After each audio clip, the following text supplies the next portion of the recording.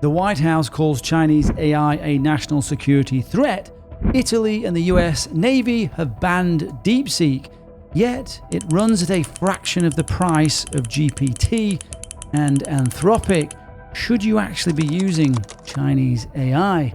After 30 years in security, I'll give you the answer. Most of what you read about Chinese AI is sponsored. Companies pay people to push the hype. Lobby groups pay people to push the panic.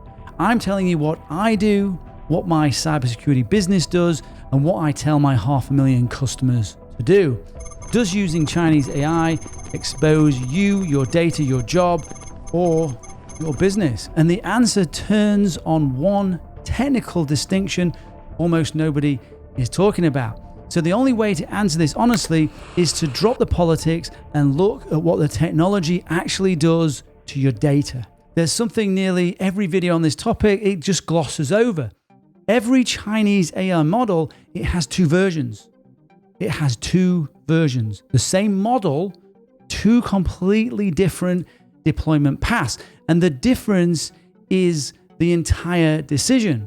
You have the hosted version, the version in the cloud. The app is installed on your phone maybe, it's on your computer, there's a website for it, there's an API.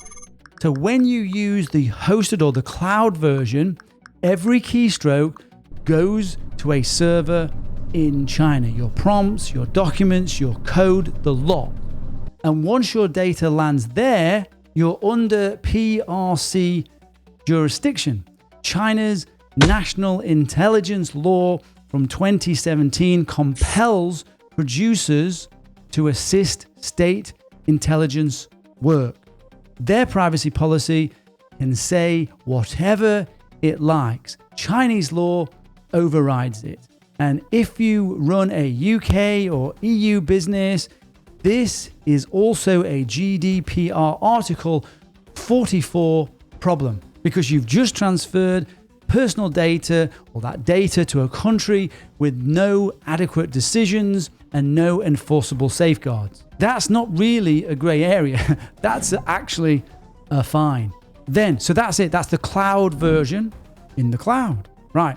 Then you've got the local version. Same model, but you download the open weight or open source file and you run it on local hardware. I suppose you could put it in the cloud, but it's your stuff. It's on your hardware. No telemetry, no call home, no one harvesting your prompts to train the next version. Same intelligence, different consequences. Now, local sounds great, doesn't it? In theory, but can a normal person actually run these things without a server room? Because if use local means dropping $250,000 or pounds on a GPU rack, it's actually useless advice, isn't it? And there's really then just one model. So the good news, you do not need a server room. The floor for serious local models, serious work, is about 24 gigabytes of unified RAM on a Mac or 24 gigabytes of VRAM on a graphics card. Below that, then don't bother. The model spills to swap and then it crawls. A Mac Studio with 64 to 128 gigabytes of RAM is a good daily driver. If you've got an RTX 4090, it'll give you nearly-ish cloud speed, real money, but not corporate server money. For the model itself, DeepSeek 3.2, MIT licensed, so it's clean for commercial use. But of course, look for the latest model and information when you watch this video. Link below, which will give you more up-to-date information on the article. As of recording, you've got Qwen 3.627b. It sits at about 88% of Frontier in terms of coding benchmarks. So both can run at home that I've just mentioned now. But this is the part that a lot of guides skip. There are 3 things that you absolutely have to do. One is run inside Docker. Now that isolates the model from the rest of your machine. Even if something tries to call home, it can't. You can block it. You can configure it to block it. 2, hash check weights. So what that means is when you download a model file, verify the SHA against the lab's published hash. 1 terminal command, don't trust the mirror. And 3, stick to lab published weights. Don't grab community remixes, the obliterated, uncensored versions that are floating around. You don't know what's been bloated onto it.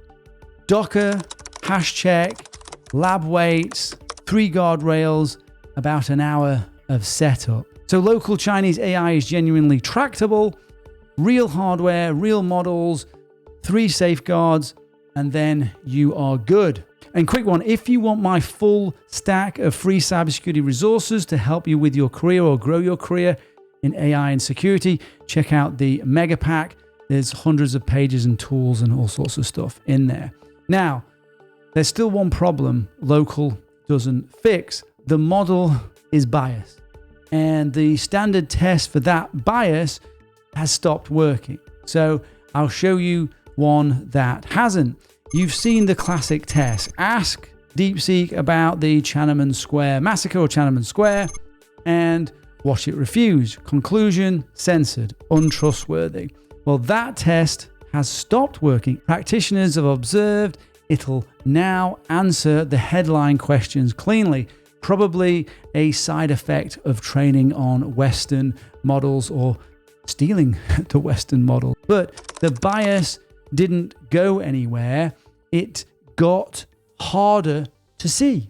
So it's censored, but it's just further down the context downstream. So multi-turn conversations on geopolitically adjacent technical topics, cyber attribution, sanctions evasion, Taiwan defense questions still bend towards the official line, just not necessarily in the first reply. So the real test isn't does it refuse, it's does it stay coherent over 5 turns on a topic Beijing cares about, and that's how you can test for censorship. And then there's this interesting one.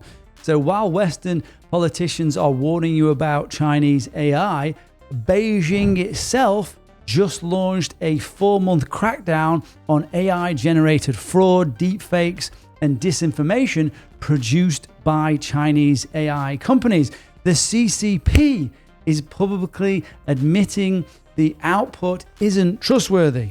So when even the Cyberspace Administration of China is calling time on Chinese AI output, then you're being paranoid stops being a serious position, doesn't it? So should you use Chinese AI? Yes, but not the version most people are using. Don't put a Chinese AI app onto your phone. Don't paste anything into the website you wouldn't post on a Chinese state forum. Don't roll it out to your team as a hosted service. Run it local, inside Docker, with the weights, hash check, and lab versions only. Do that and you get the cheapest, most capable open weight AI on the planet without sending a single byte of your data to Beijing. Most people don't know that that's even possible. Now you do. As I said, check out the description if you want a guide on how to do it. So that's Chinese AI. So using it is the easy part. Knowing how to actually build it is where most people fall flat, and to do it safely. Vibe coding is dead. AI-driven engineering is what replaces it. If you're going to use AI seriously, this is the shift you don't want to miss. Check out the next video.